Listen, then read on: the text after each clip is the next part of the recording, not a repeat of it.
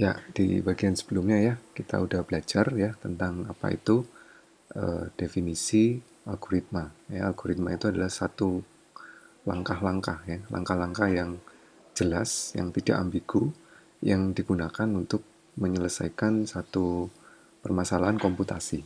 Nah, di bagian ini ya, nanti akan saya bagi menjadi 3 bagian. Bagian yang pertama adalah untuk teorinya ya. Kemudian di dua bagian berikutnya tentang bagaimana kita membuat algoritma menggunakan uh, software ya, Flowgorithm dengan dan Python ya. Nanti kita akan lihat bagaimana teknis penggunaannya. Nah, uh, kalau kita lihat ya, konstruksi algoritma itu ada 3 bagian ya. Hanya ada 3 gitu ya. Setiap algoritma yang kita buat itu pasti merupakan salah satu atau kombinasi dari ketiganya ini ya. Apakah itu runtut runtunan atau sekuensial? Sekuensial itu artinya urut ya. Algoritma itu langkahnya dieksekusi dari atas, kemudian bawah, kemudian bawahnya lagi, kemudian bawahnya lagi, kemudian bawahnya lagi. Nah, ini urut gitu ya. Eksekusi setiap perintahnya selalu urut. Tapi ada juga ya yang eksekusinya itu nggak urut. Dari ini bisa aja dia lompat ke bawahnya dan tidak menjalankan ini. Ya. Nah, yang seperti ini itu disebut sebagai kondisional atau kondisi. Jadi eksekusi perintah ini atau yang ini itu berdasarkan satu kondisi. Ya, kalau kondisinya benar, yang ini dijalankan. Kalau kondisinya salah, yang ini dijalankan. Ya, kondisi itu apa? Seperti yang kemarin ya, jika B sama dengan 0, gitu. Ya, itu kondisi. Nah, eh, bentuk dasar dari algoritma yang berikutnya adalah pengulangan.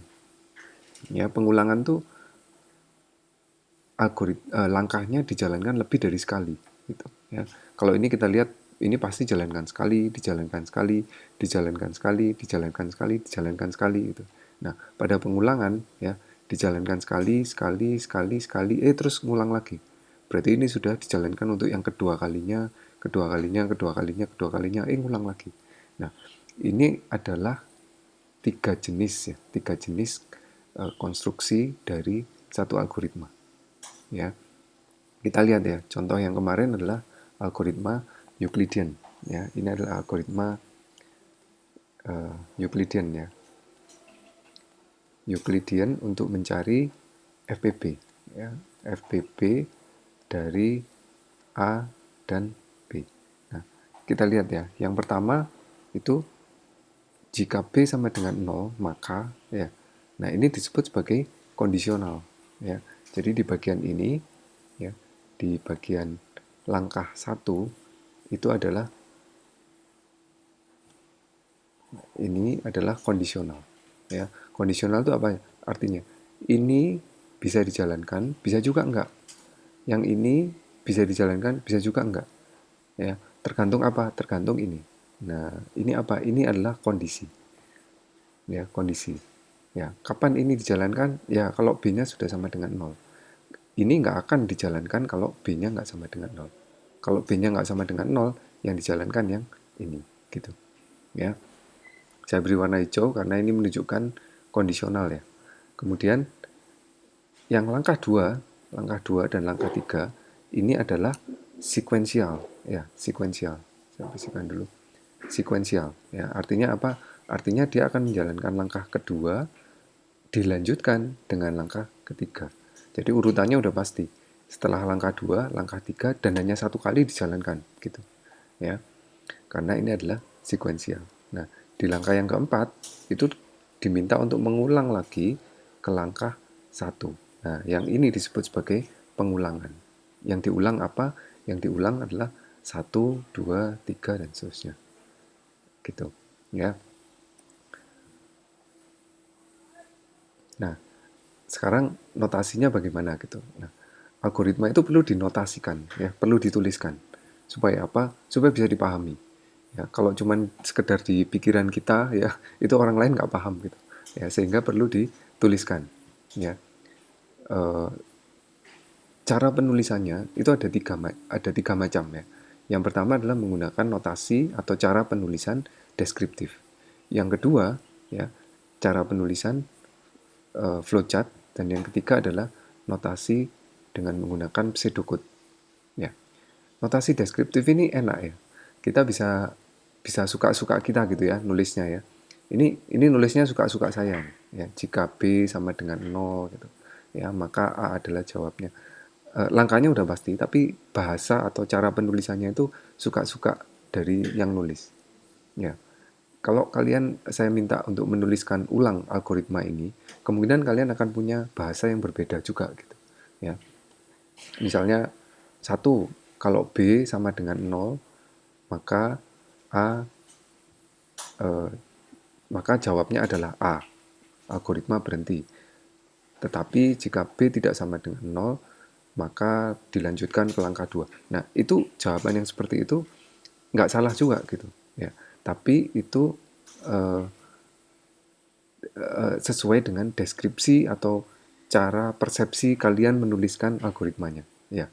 Nah, algoritma yang seperti ini tentu bisa dipahami hanya oleh atau hanya bisa dipahami ketika eh, kita bisa membaca dengan baik ya. Kita bisa membaca dengan baik penulisan ini. Tapi ketika algoritma ini dibaca oleh orang yang tidak memahami bahasa Indonesia, ya, maka ini semua ya doesn't make any sense gitu ya, nggak masuk di akal mereka gitu.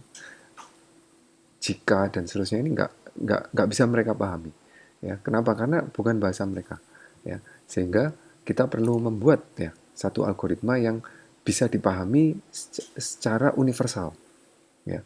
Algoritma yang bisa dipahami secara universal itu dengan menggunakan notasi yang sudah disepakati bersama gitu ya. Notasi apa? Yaitu notasi flowchart ya. Notasi flowchart tuh nanti kita lihat ya, sudah memiliki standar ya. Kalau bentuknya kondisional maka bentuknya seperti ini. Nah, begini ya. Kalau nanti dia butuh satu input maka bentuknya seperti ini. Nah, kalau mau mencetak atau menulis ke layar output maka simbolnya adalah uh, persegi panjang dan seterusnya. Nah, ini algoritma yang notasi algoritma yang sudah disepakati, sehingga tidak akan terjadi kebingungan ketika membaca bentuk-bentuk atau bagan-bagan dari algoritma ini. Ya. Notasi yang berikutnya adalah notasi pseudocode. Ya. Pseudocode ini nanti akan saya ubah atau saya langsung terapkan ke dalam bahasa pemrograman Python. Ya. Nah, Nah, ini contoh ya, contoh. Kenapa kok saya menggunakan Python? Python itu adalah bahasa pemrograman yang mudah dipahami, ya, mudah dibaca, gitu. Ya, ketika kita menggunakan Python ya untuk mencetak ke layar, kita bisa menggunakan perintah print. Ya, kita tahu dalam bahasa Inggris ya, print itu adalah ya untuk mencetak ya, print hello world. Bandingkan dengan C ya, bandingkan dengan C. Kalau saya mau mencetak kata yang sama hello world ya pada layar, maka saya akan menggunakan beberapa baris perintah berikut. Ya, pertama saya harus memberikan include stdio.hits gitu ya. Kemudian harus diawali dengan in main gitu, kemudian dibuka dengan kurung awal, baru kemudian perintahnya, kemudian diberikan return, kemudian ditutup. Nah, ini kalau kita menggunakan C. Ya, bandingkan hanya dengan satu baris perintah untuk Python print hello world selesai. Ya. Demikian juga untuk Java gitu ya. Kalau kita menggunakan Java ya, kita akan menggunakan baris perintah yang seperti ini ya. Class hello Python kemudian dan seterusnya hello Python. Nah, dari sisi kesederhanaan ya, Python ini menurut saya yang paling sederhana dan paling mudah kita pelajari ya. Makanya kita akan di awal ini ya untuk menerapkan algoritma kita menggunakan Python ya. Ini contoh program Python ya. Contoh program Python nanti kita akan bahas lebih detail di bagian atau video berikutnya ya. Ini saya akan jelaskan secara sekilas tuh. Ya. Program Python untuk mencari panjang sisi miring segitiga siku-siku ya. Kita diminta untuk menghitung berapa sih panjangnya ini gitu ya. Berapa sih panjangnya ini? Jika diketahui A dan jika diketahui B ya, kita bisa menggunakan rumus Pitagoras. Ya, rumus Pitagoras itu C kuadrat sama dengan A kuadrat ditambah B kuadrat ya. A-nya berapa, kita kuadratkan, B-nya berapa, kita kuadratkan, kemudian untuk mencari panjangnya ini, kita lakukan C sama dengan inti akar. Nah, bagaimana kita menerapkannya pada Python? Ya, pertama kita harus mendapatkan nilai A dan nilai B. Nilai A dan nilai B ini kita dapat dari perintah apa? Dari perintah input. Ya, kenapa? Karena A dan B ini yang masukkan adalah user, ya, yang pakai program. Dia akan masukkan nilainya A berapa, nilainya B berapa. Nah, tugasnya komputer menyelesaikan bagaimana mendapatkan nilai C. Ya.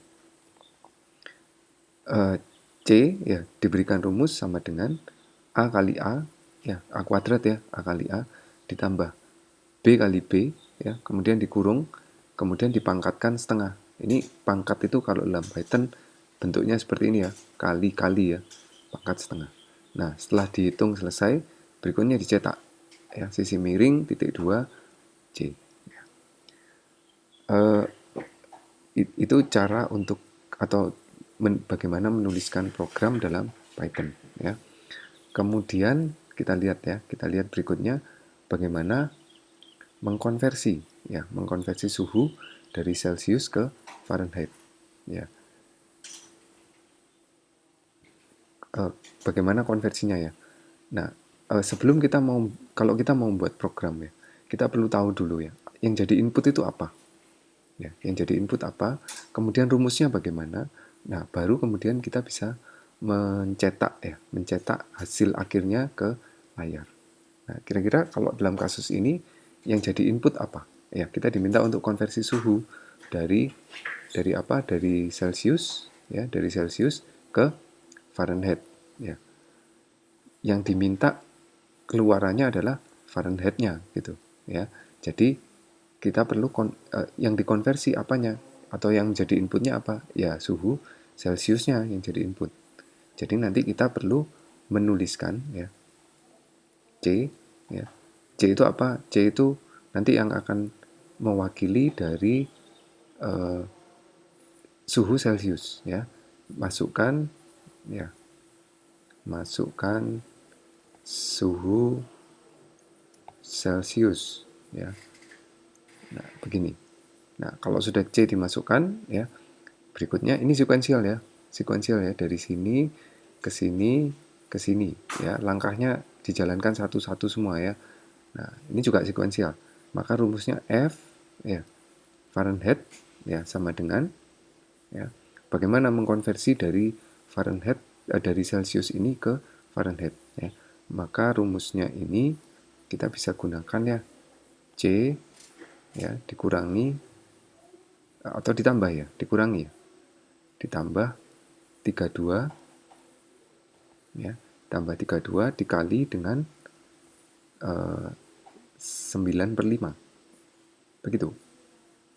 5/9 ya.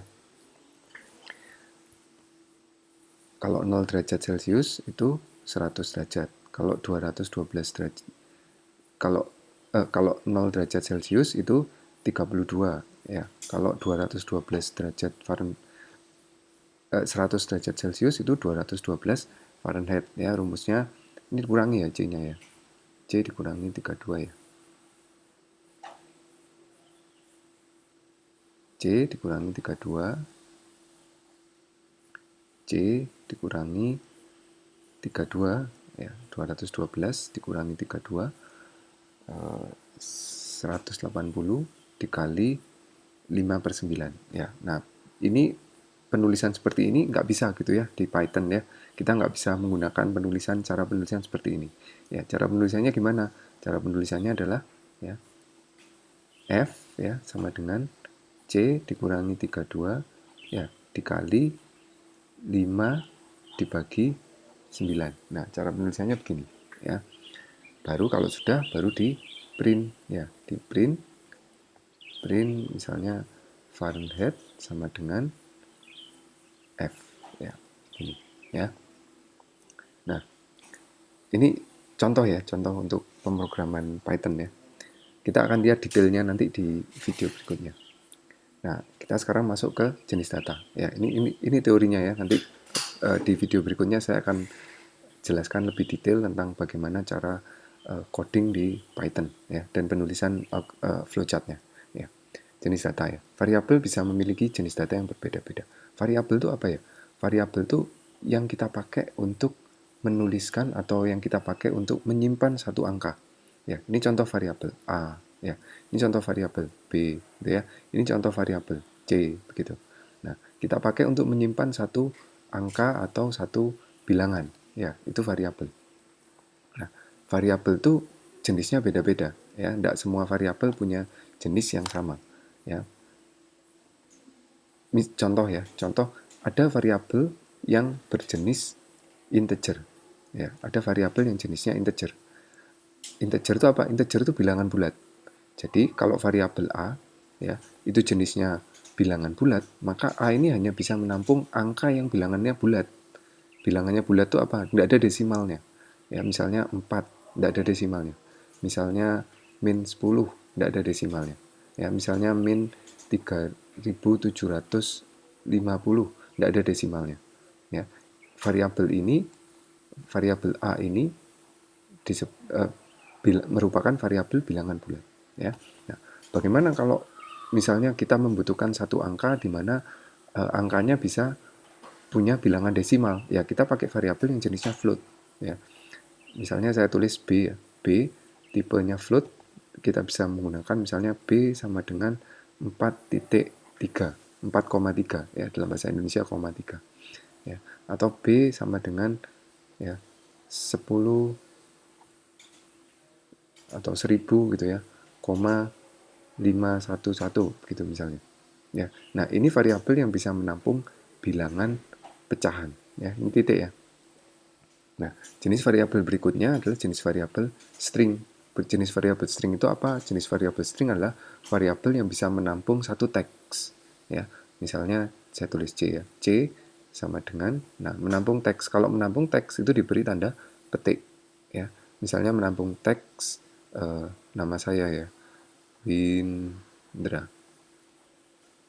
Nah, karena dia variabel string ya, variabel string itu nggak sama dengan variabel numerik ya. Kita kalau variabel numerik ini bisa saya berikan operasi ya, ditambah 1 misalnya dikali 8 gitu ya, misalnya ditambah 10, ini bisa ya. Variabel float juga sama, misalnya dibagi 3. Nah, kalau variabel string itu hanya berupa teks ya, hanya berupa teks. Kalau kita lakukan penjumlahan ya, misalnya saya lakukan penjumlahan ya, variabel stringnya saya lakukan penjumlahan 1 ini, kemudian saya tambah dengan 3 ya. Variabel string ditambah variabel string, hasilnya akan menghasilkan bukan 4 gitu. Hasilnya adalah variabel string yang isinya 1, 3. Nah, ini ya. Ini jenis variabel string ya. Oke, kita lihat ya. Nah, untuk memberi nilai pada satu variabel ya, untuk memberi nilai pada suatu variabel, kita menggunakan notasi sama dengan ya. Sama dengan matematika ya. Kalau di matematika kita juga menggunakan notasi sama dengan ya. Nah, di Python ya, nilai yang kita isikan itu akan menentukan jenis variabelnya ya. Nilai yang kita isikan pada variabel itu akan menentukan jenis variabelnya ya. Sebagai contoh, A ya, kita beri nilai 10 ya. A kita beri nilai 10, maka A ini otomatis akan menjadi variabel bertipe integer atau bilangan bulat ya. B kita beri nilai 10 kemudian diberi koma 0, maka B ini otomatis akan berubah menjadi variabel yang tipenya float ya. Nah, C sama dengan A dibagi 3 ya. A-nya bertipe bilangan bulat kemudian dibagi 3. Karena di sini A ini adalah bilangan bulat ya. Jadi C sama dengan A dibagi 3. A di sini adalah bilangan bulat atau bilangan integer. Maka otomatis pembagian ini adalah pembagian bilangan bulat, yaitu 10 dibagi 3. Sehingga nilainya C akan menghasilkan nilai 3. Loh, bukannya 10 dibagi 3 itu 3,3333. Ya, kalau itu bilangan float, maka hasilnya adalah seperti ini. Tapi karena ini tadi dinyatakan sebagai bilangan bulat, maka hasilnya juga bilangan bulat, begitu. Ya. Nah, contoh ya, D sama dengan B, B-nya ini apa? B-nya ini float, ya, bertipe real atau float, ya. Ketika dibagi dengan 3, maka hasilnya D ini bernilai seperti ini. Begitu, ya. Jadi variabel ditentukan oleh jenis variabel ditentukan oleh nilai yang diberikan pada variabel tersebut, ya. Nah, jenis variabel, kemudian bagaimana kita menerima masukan dari menerima nilai dari satu variabel, ya. Untuk menerima nilai, untuk menerima masukan, itu kita menggunakan perintah input, ya. Ini sayangnya kita tidak bisa nawar ya. Kenapa kok perintahnya harus input ya? Kenapa kok perintahnya bukan misalnya masukkan gitu ya? Masukkan gitu. Ya karena bahasa Python untuk menerima masukan itu harus menggunakan perintah seperti ini, ya. Variabel yang digunakan untuk menerima masukan sama dengan input kurung buka kurung tutup, ya. Contoh ya, A sama dengan input kurung buka kurung tutup. Nah, ketika kita jalankan program ini, ya, maka nanti program akan meminta masukan, ya, meminta masukan. Kita user yang menjalankan program bisa memasukkan, misalnya memasukkan angka 7 gitu ya. Kemudian begitu kita enter, ya, kita enter, program akan menjalankan perintah berikutnya, ya, yaitu mencetak nilai yang dimasukkan. Ini ada kurungnya ya. Nilai yang dimasukkan adalah koma A. Nah, nilai yang dimasukkan 7, maka yang keluar adalah 7. Ya. Bagaimana kalau yang dimasukkan lebih dari 1, ya? Seperti apa? Seperti mencari FPB ya, kita butuh 2 masukan ya, A dan B ya. Nah, kalau lebih dari 1 masukannya kita bisa memberikan kurung buka, kurung tutup A, B sama dengan input ya. Kemudian kita bisa mencetak seperti ini. Gini ya. Ini menerima masukan untuk variabel ya. Nah, di Python ya, di Python itu juga mengenal ekspresi aritmatik ya, yang digunakan untuk mengolah nilai pada variabel integer atau variabel float. Variabel float itu juga disebut sebagai variabel real ya. Misalnya aritmatik untuk penjumlahan menggunakan tanda plus, perkalian menggunakan tanda bintang ya, pembagian menggunakan tanda bagi ya, pembagian tapi dibulatkan. Nah, itu menggunakan tanda bagi-bagi 2 kali ya. Kemudian sisa bagi itu menggunakan tanda persen, dan pemangkatan itu menggunakan tanda bintang-bintang ya. Tiap bahasa pemrograman mungkin punya cara yang berbeda-beda. Ini kalau menggunakan Python ya, ini menggunakan Python. Nah, pada kalau ini berlaku secara umum ya. Operator aritmatik itu punya hierarki ya, punya punya urutan, Urutan yang paling tinggi itulah pangkat. Artinya apa? Artinya kalau kita menggunakan seperti ini ya, misalnya A sama dengan B ya, dikali misalnya 3 dikali 2 kemudian kali-kali seperti ini 3, maka yang dijalankan pertama kali adalah yang pangkat ini dulu, walaupun pangkat ini letaknya di akhir gitu ya. Ini jalankan lebih dulu. 2 kali 3 itu adalah 8 ya. Kemudian berikutnya hierarkinya adalah perkalian biasa ya. Kalau perkalian biasa seperti ini, yang lebih didulukan yang sebelah kiri. B kali 3 akan dihitung, kemudian hasil dari B kali 3 ini akan dikalikan dengan 8. Ini, ya. Jadi ada hierarkinya, ya, ada hierarkinya. Hierarki yang paling rendah itu adalah plus dan minus, ya. Jadi kalau di sini ada misalnya antara perkalian B dikali 3 ditambah 2, maka yang dijalankan terlebih dulu adalah ini. Setelah itu baru ditambah dengan 2. Nah, kalau mau 3 ditambah 2-nya yang lebih didulukan daripada kalinya, maka diberikan tanda kurung di sini. Ya, oke ya. Nah, coba sebagai latihan ya, kalian bisa bisa eh, bisa kerjakan ya, bisa kerjakan di ini ya, di sini untuk apa? Untuk kalian tuliskan di kertas ya, kalian tuliskan di kertas bagaimanakah ekspresi ya, ada tiga ya, satu, dua, tiga. Bagaimana cara menuliskan ekspresi dari rumus ini ya, ketiga rumus ini ke dalam eh, ke dalam aritmatik ya, ke dalam ekspresi aritmatik yang bisa dipahami oleh komputer atau bisa dipahami oleh Python ya. Silakan kalian tuliskan, kemudian kalian foto, kemudian kalian submit dalam assignment ya.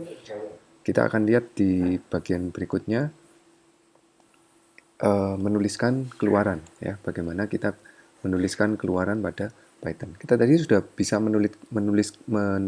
menuliskan input ya, menuliskan input pada Python dengan menggunakan meminta masukan ya dengan menggunakan perintah input. Nah, bagaimana sekarang dengan menggunakan keluaran ya? Bagaimana menuliskan keluaran dengan menggunakan perintah print ya. Nah, perintah print ini penulisannya seperti ini. Print ya dalam kurung ya. Ini nggak ada kurungnya karena Python-nya 2, Python 2 ya, versi 2 itu Python nggak perlu kurung. Kalau di Python 3 Python-nya harus di print itu harus diberi kurung buka, kurung tutup seperti ini ya. Nah, print A B C. Nah, ketika print seperti ini artinya kita mencetak ya, mencetak bukan mencetak huruf A, tapi mencetak isi ya, mencetak isi dari variabel A, B dan C. Ya, mencetak isi dari variabel A, B dan C. Ya. Isinya A berapa? Ya nggak tahu, tergantung dari perintah sebelumnya gitu. A ini dirumuskan sebagai apa? Kalau misalnya A ditulis sebagai 10, maka di sini muncul 10. Ya, di layar akan muncul 10. Ini mencetak isi ya. Kalau print seperti ini, nah ini mencetak teks ABC ya. Mencetak teks ABC. Nah, bisa juga digabungkan mencetak teks dan mencetak isi, yaitu ini mencetak teks ya. A, B mencetak teks, kemudian A dan B mencetak isi. Gitu. Ya. Ya, jadi diingat ya. Jadi kalau perintahnya hanya print seperti ini artinya mencetak isi dari A. Ya. Kalau perintahnya seperti ini, tanda petik ini ya, ini mencetak A pada layar. Ya, ini yang keluar A pada layar. Ya, oke. Nah, ini latihan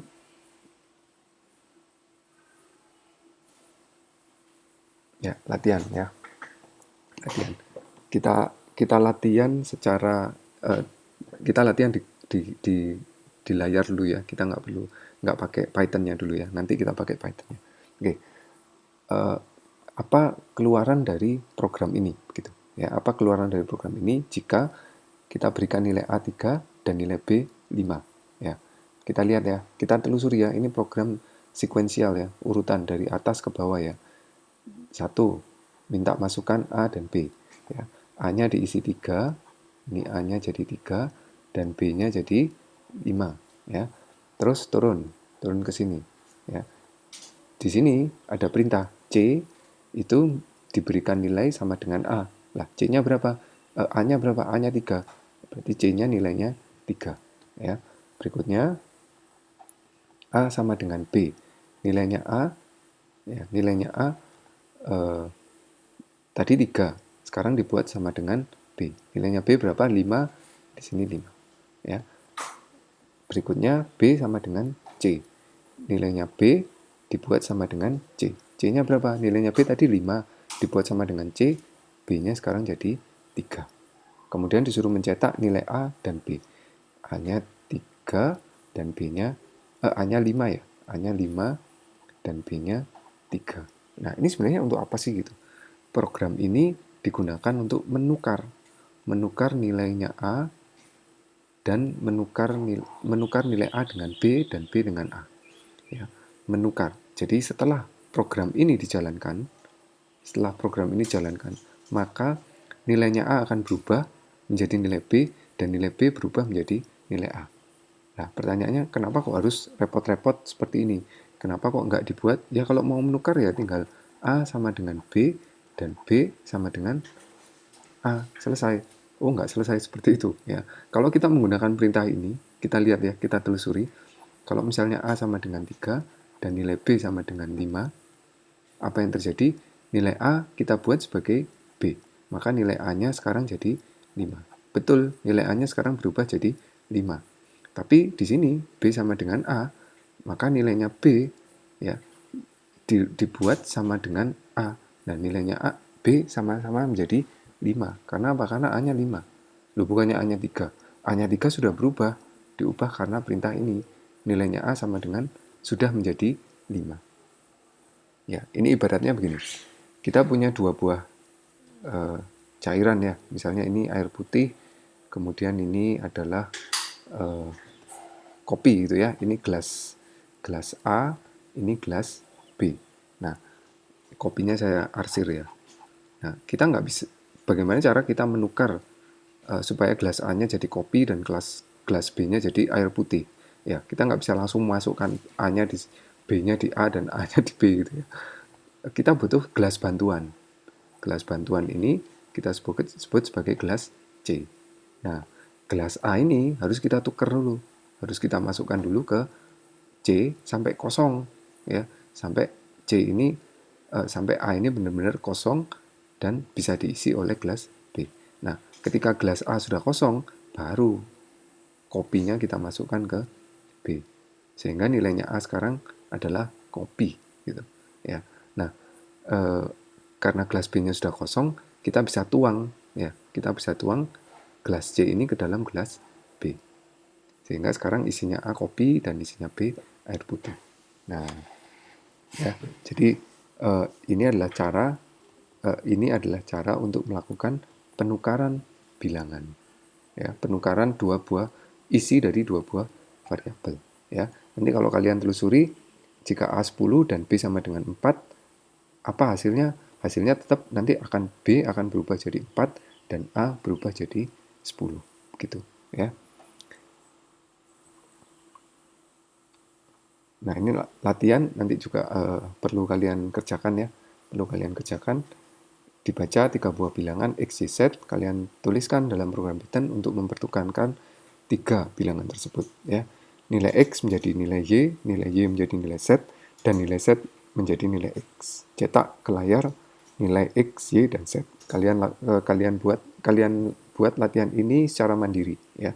Tidak ada kuis, tidak ada pengumpulan, tidak perlu dikumpulkan, tapi kalian buat secara mandiri ya. Oke, sampai di sini ya untuk teori di Python. Kita akan lanjut ke materi berikutnya, yaitu membuat flowchart dengan menggunakan flowgarithm, dan yang kedua bagaimana kita menggunakan Python untuk membuat atau melakukan coding ya dengan Python ya. Sampai ketemu di video berikutnya.